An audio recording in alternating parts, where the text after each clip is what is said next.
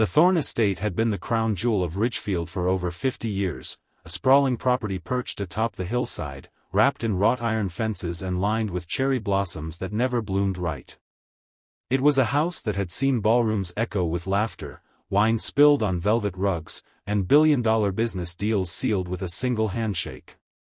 But over the past 2 years, it had grown silent, bitterly quiet, like a cathedral with no prayers left.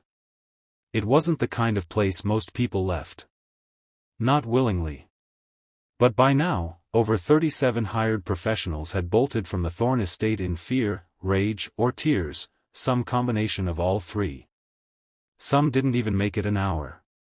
They arrived with degrees, certifications, and confident smiles, only to be driven out by a single teenage girl on the east wing of the mansion. Her name was Isla Thorne. 18 years old, only daughter to tech mogul William Thorne, and heir to the Thorne tech fortune that powered nearly half the smartphones in the country.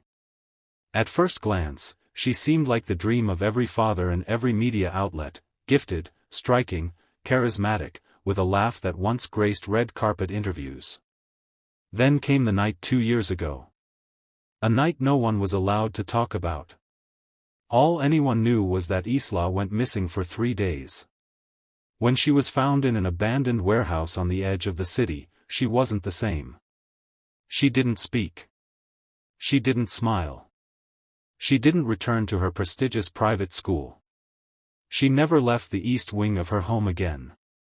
And she made sure no one stayed with her for long. Every maid, therapist, and caretaker quit. Some after being screamed at.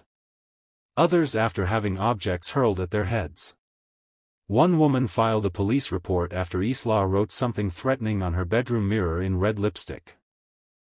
Regina Alcott, the estate manager, had done everything she could. Behavioral specialists. Trauma experts. Even art therapists and therapy dogs. All failed. So now, out of desperation, she had turned to the very last person she'd ever expect, a single dad, former Army Ranger with no therapy license, no degrees, and no real experience with teenagers. His name was Jackson Wells. And he walked into the Thorne estate carrying nothing but a backpack, a worn file folder, and a quiet determination that unnerved even Regina. Jackson wasn't used to houses with gates taller than the buildings he used to kick down overseas. His hands were still calloused from construction work, and his eyes bore the weight of someone who had seen too many people die in too many places. He hadn't come here for a job, not really. He came because Regina offered enough money to put his daughter, Emily, through a year of school. And because, deep down, something about the description of Isla's silence, it haunted him. He knew silence well. He lived in it after his wife died. At the door, he was greeted by Hampton, the loyal head butler whose salt and pepper beard had survived 3 corporate takeovers, a kitchen fire, and 2 nervous breakdowns from former staff. He gave Jackson a once-over. "You don't look like the others," Hampton said, opening the massive door for him. "I get that a lot.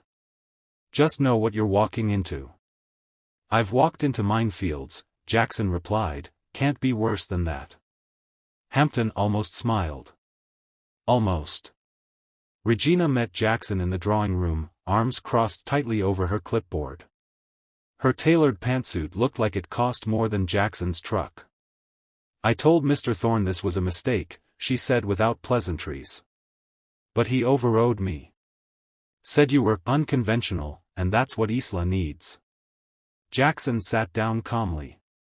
"Has anyone tried just talking to her like a person?" She stared at him. "You don't understand what you're dealing with." "I don't think anyone does. That's why I'm here." She sighed. "Your room is downstairs. Her wing is locked. You'll get a smart wristband to access it. Do not enter her space uninvited. Do not touch her. Do not question her. Don't offer therapy unless she asks. Don't call her sweetheart or princess. And for God's sake, if she asks you to leave, leave." Jackson leaned back. You're making it sound like I'm walking into the cage of a feral animal. Regina's eyes darkened. Some days, that's what it feels like. The east wing was dim, even during daylight. Curtains drawn, halls cold, decor minimal. No paintings, no photographs, no flowers. Just long, polished floors and silence so thick you could choke on it.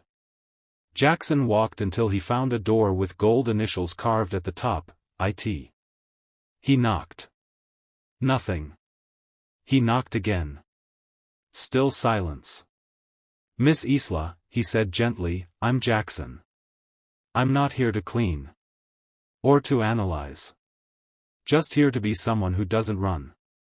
Silence. Then. "Go away." Her voice was hoarse, like it hadn't been used in days. "Not yet," Jackson said, sitting against the door, back to the wall. "I brought chips. Want some?" No answer. "I'll leave them here in case you change your mind." Then he sat. And waited. Minutes passed. 15. 20. The sun moved across the narrow window at the end of the hall. Jackson stayed. He didn't knock again. He just sat. And that, more than any words, made Isla curious. When she finally opened the door 30 minutes later, she didn't look like the girl in the glossy tabloid photos. Her long hair was tangled, her eyes puffy, skin pale, sweater stretched at the elbows. She stared at him like a cornered cat. "You didn't leave?" "Nope." "You're not afraid?" "Should I be?" She narrowed her eyes. "You don't even know me." Jackson shrugged. "Maybe I'd like to." She slammed the door. But didn't lock it. That night, Jackson returned to his quarters and sat on the edge of the bed. He stared at his daughter's photo on the nightstand, Emily, age 8, grinning with frosting on her cheek at her last birthday party. She was the only reason he'd pushed through the grief. He owed it to her to be the man her mom believed he could be. He whispered to the photo, "I think I made it past the first hour." Day 2 was different. This time, when Jackson walked to the east wing, the door was already open. Isla sat on the floor, headphones in, painting swirls on a canvas. She didn't look up. Jackson sat beside her. "I like your color choice," he said. "That orange feels like anger." She didn't respond. He stayed anyway. After 15 minutes, she asked, "Why are you really here?" He looked at her. "Because sometimes people don't need fixing. They just need someone to remind them they're not broken." She met his eyes then, for a second, and for the first time, her gaze didn't feel like a knife. Over the next few days, their interactions grew longer. She'd open the door before he knocked. She'd ask questions. Nothing too personal. Just odd things like, "Do you think flowers know when they're dying? Do you believe in fate or just chaos? Do people ever really stop hurting?" Jackson never gave her pretty answers. He told her the truth. "I think pain stays. But it changes shape." Sometimes, she'd cry after he left. But never while he was there. By the end of the first week, Isla asked for pancakes. Real ones.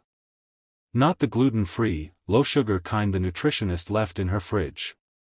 Jackson, being a terrible cook, walked down to the kitchen and cooked the most lopsided, burnt batch of pancakes Ridgefield had ever seen. She ate them anyway. "Terrible," she said, mouth full. "You're welcome." She laughed. A soft, short, broken sound. But a laugh. Regina watched from the camera feed. She didn't say anything. Just wiped the corner of her eye and turned off the screen. On the 10th day, Isla handed him something folded in half. A drawing. It was of him, sitting on the floor, holding a plate of horrible pancakes. Beneath it, in small, almost invisible letters, she'd written,